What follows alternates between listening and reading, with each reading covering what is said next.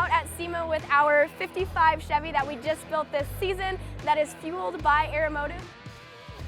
My dad and I actually decided to start building it at the very end of January this year. So we had a 4-month build period.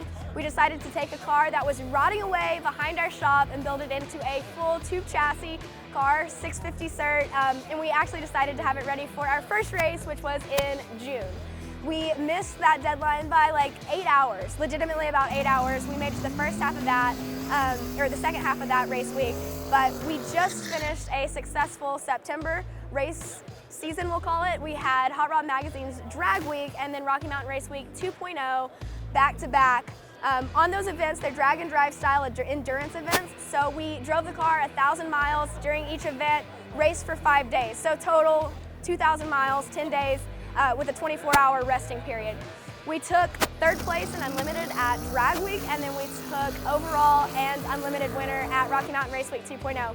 So I would say that's a pretty successful season for the first time out.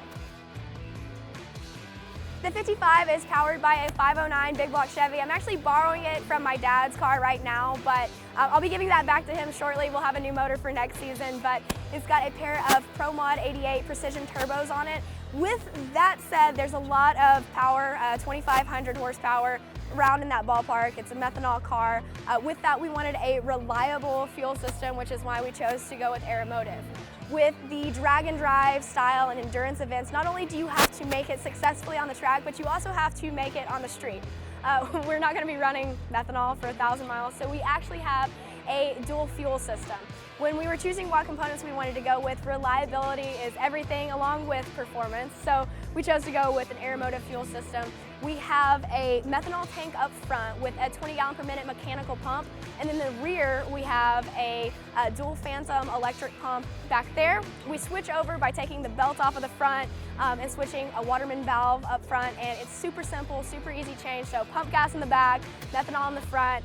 So far we've made right around 2,500 horsepower with it. In addition to the Aeromotive pumps front and rear, we also have a high flow Aeromotive filter up front, which allows us to run the 20 gallon per minute pump while still having filtration. And then we also have an Aeromotive filter in the back and then an Aeromotive regulator. So we want to make sure we're putting the best components on our car so that way we're not stuck down on the side of the road somewhere due to a fuel system issue. I'd say we have proven it this year, right at 3,000 miles, 10 7-second passes back to back consistently on these events. I think it fueled us to a couple wins, and that's why we choose Aeromotive.